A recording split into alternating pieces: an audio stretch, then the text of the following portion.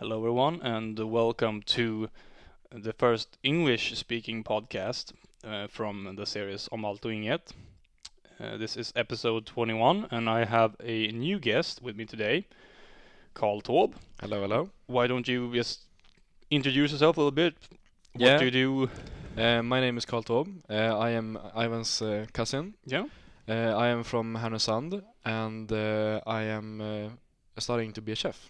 Yeah, and you're also working, right? Yes, I am working as a chef in Härnösand at a restaurant that's called Stadt. It's a hotel restaurant. Oh, that's really good. Do you find did you get into the right area? Yeah, I feel so. Yeah. I'm really comfortable with what I'm doing and where I'm Well, working. that's great, having something to do that you like doing. But today we are speaking about some specific topics, since we're doing this as a part of an exam or Yes. assignment. So today's topic is card games, actually. So I was thinking, when I was really young, I was in kindergarten. Yeah. And I had a teacher or stand-in teacher, vikarie, and he gave me my first ever Magic the Gathering cards. Yeah, they're really fun. They're really fun. Yeah. I've taught you how to play the game, yeah. Yeah, I actually bought some cards for myself and actually Yeah. tried to play it with other friends and Yeah. trying to invite my friends to try and play it, but it wasn't so a big hit No. with them, but I still kept the cards anyway. So that's the big problem with Magic the Gathering or other like Yu-Gi-Oh and those. It's on a level you have to be real, because you can play Call of Duty and you can play World of Warcraft and Yeah. you can be a nerd, Yeah, of but course. then going to play with real cards, Yeah, that's really nerdy. yeah. So a lot of some people- people think that anyway. Yeah, but I am not trying to be judgmental. I am a nerd and I like playing the card games. Mm. But recently, a couple of years ago, they came out, Blizzard Yes. came out with Hearthstone, Yeah, and a really good American company came out with a new Hearthstone game. Yeah, yeah, so that's based on World of Warcraft. There's a lot of lore involved in it, so that's the base audience. But it picked up a lot of people started playing it on their phones. yeah. It's a really good, nice. You can play it on your tablet, on the phone, computer, everything. So, do you think like more card games are going to be on tablet, iPhone, instead of being on this? Yeah, of course they're gonna be real life. Yeah, I think it's gonna be more digital and yeah, on the phones, tablets, computers, everything. You can see that with the new what can you say? Other companies Yeah. making other card games, trying to match up. Yeah. It's going to be a bit of a trend, I think. I've seen now. I don't know if you play the Witcher. Yeah, I played it. So in The Witcher 3, they have this game called Gwent. Yes. So now they're making a Gwent card game. Yeah. For I think the tablet as well, and also they're even making a friendly version of Magic the Gathering on tablet. No, they are. So the real game is really complicated. Yeah, because I know there already is a Magic the Gathering game on a tablet, on a phone. Yeah, there are, but those games are A bit more difficult for the people already Yeah. knowing the type of things, how you do it, Yeah. and everything. So they've tried to implement it with, but I think Hearthstone is still the biggest. Yeah, it's definitely the biggest. But something I always think about when I talk to my parents and other older generation people is that they don't really understand why you would spend real life money On the game. on yeah. a digital product like in game. You and me, have you? Yeah, I've purchased some stuff. You have, yeah. DLCs, more cards, Yeah. adventures, stuff like that. But what do your parents think about that? They're totally fine with it as long as it doesn't go out of control. Like you just It's a little bit, yeah. like you spend all the money you get on just Yeah. buying new cards. But I think that's with all games Yeah, that has that's in-game true. purchases. That's a big thing now, in-game purchases. Yeah. But it just, I was speaking, I think with, I don't remember who, but older generation people. They were thinking that, but why would you have because they can understand you can collect stuff. You can Yeah. collect stamp. You can collect cards. You can collect memorabilia, really anything like Yes. hockey jerseys. Yeah, of course. But then when you start saying, well, I have a really huge collection, but it's digital, it's online, then they start saying, but Why online? why online? What do you Yeah. do with it? What is it? What's it for? Yeah, but it's a hobby. It's the same as regular cards that you can hold in your hand. Yeah.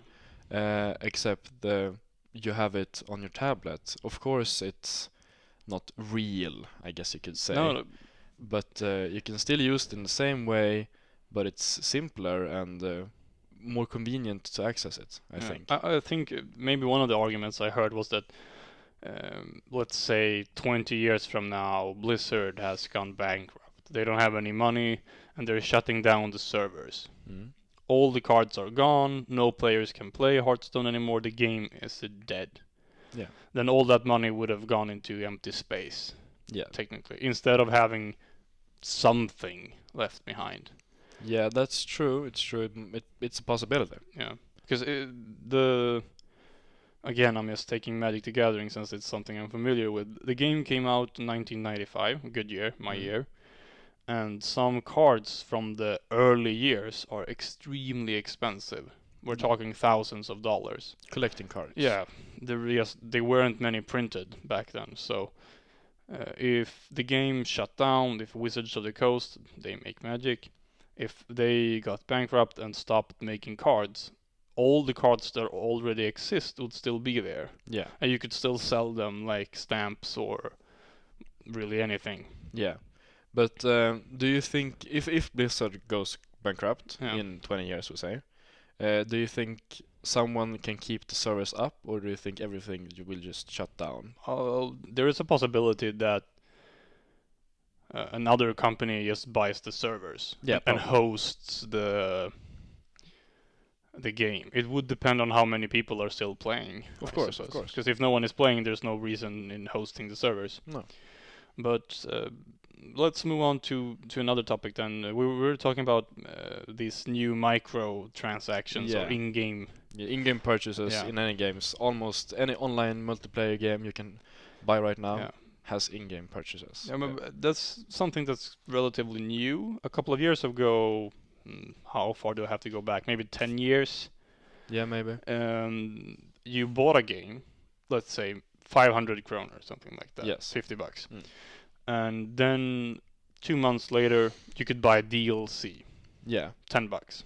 Yeah, a bit more gameplay in the same game. Yeah. But you still had the full game before. But now it seems more like more and more games are going into, well, we're releasing Half the game. half the game Yeah. for free. Yeah.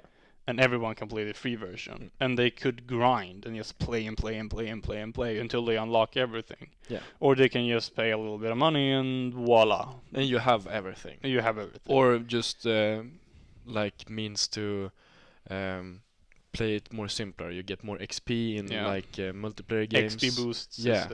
Or Or better weapons than the other people get just by paying a few crowns. Even in games like League of Legends, which I know we both have played, or Smite, or any other. Another MOBA. Yeah, MOBA. So they're just selling skins, like cosmetic things. Yeah. But in that case, it doesn't actually provide a benefit. No, it doesn't affect the way you play, it just affects the way you look in the game. But in Hearthstone, for example, if I buy, let's say I spend 200. Yeah, 200 crowns. crowns. I could buy a couple of packs. I can open some packs. I can get some new cards. Yeah. And I will now be further ahead in my collection than a regular guy. Yeah. Because he just has to play with his standard cards because he hasn't bought anything. But or he could earn it by playing. But it takes a lot longer. Yeah. Like we say in the beginning of Hearthstone, it hasn't come any DLCs or anything. Yeah. You had to play the game to get more cards. You level up your characters, get more cards from that, and you get money, in-game currency. You doesn't have to pay anything of your real money to get it, and buy packs. You could buy packs with real money, but then they released DLCs. DLCs you had to buy, and you can get exclusive cards in those DLCs. I don't remember right now. I haven't played in a long time, but are the latest DLCs? Do you have to pay for them? Yeah, some of them. Okay, because you can play like say it's 5 stages. Okay. In a DLC, you can play the first stage for free just to try out. Okay, then you have to pay. Yeah, and the other 4 you have to pay for.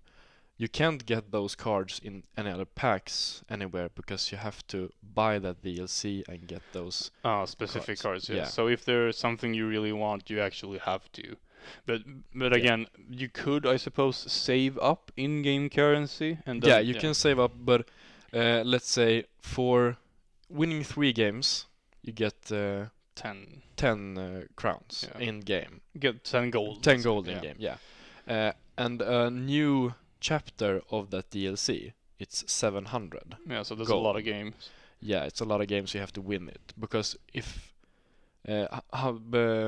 when you win, when you're gonna challenge another person Yeah.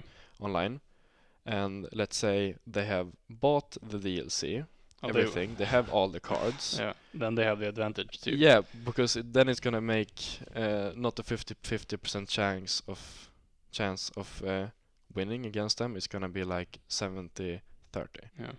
and that's gonna make it harder for you. But all that's the way. a new interesting thing. I don't know how much you looked at it, but it was a big thing in the news.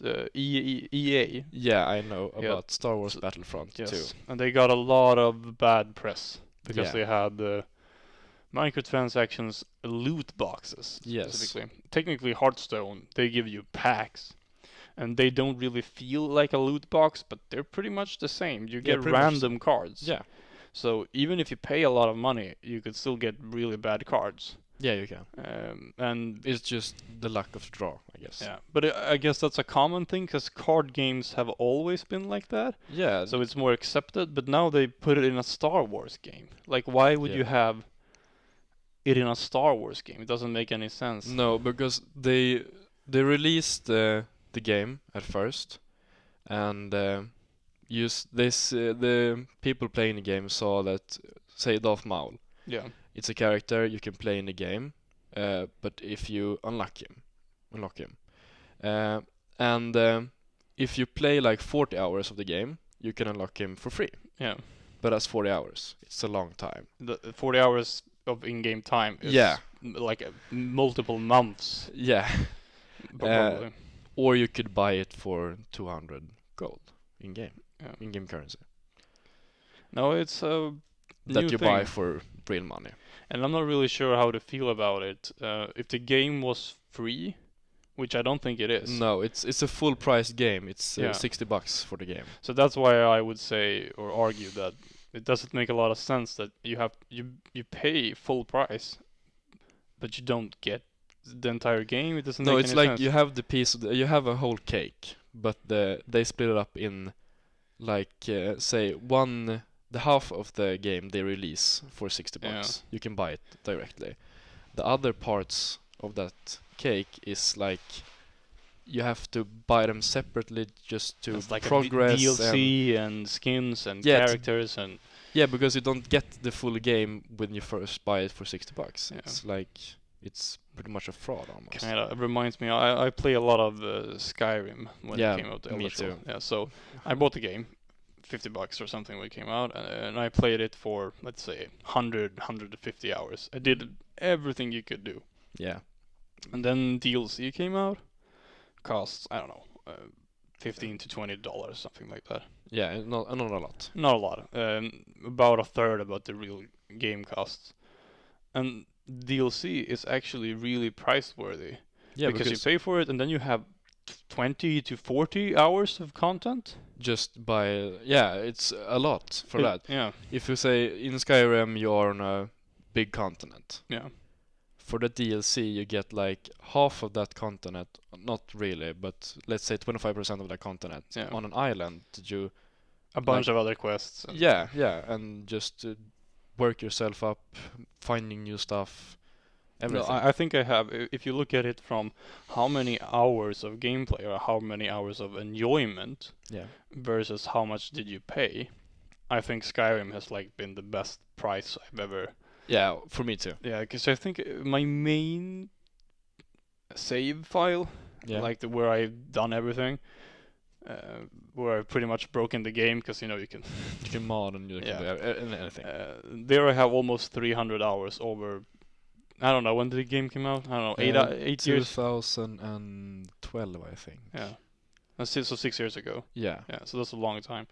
So if you compare It's still that, one of the biggest games though. yeah, it is really Yeah. big. But if you compare it to watching a movie at the theater, that's $10, about 150 kroner or something like that. Yeah. Depends on the movie and if it's 3D and stuff.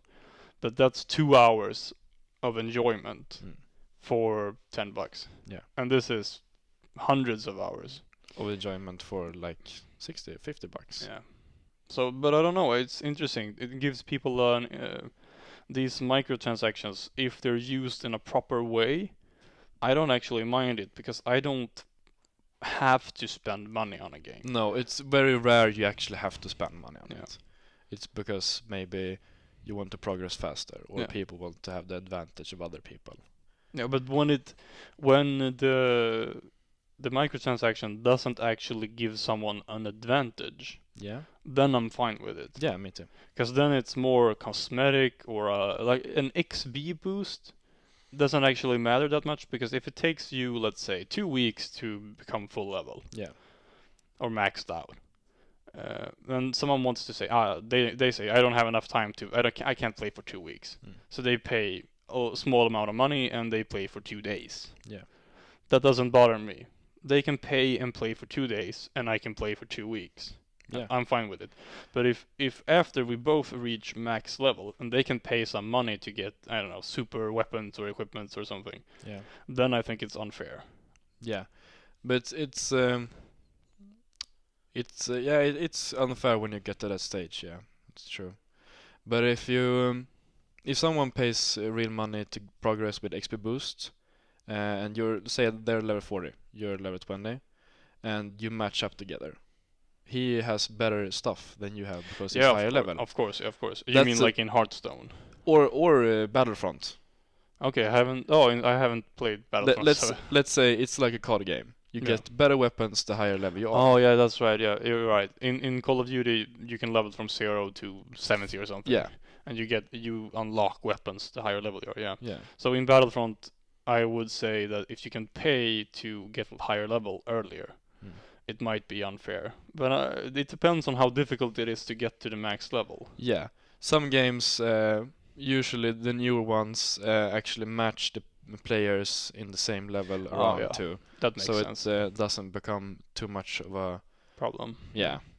But some games actually don't do that. They match like 10 levels apart, and it can be a really disadvantage for the people that are lower level. Yeah, I get that.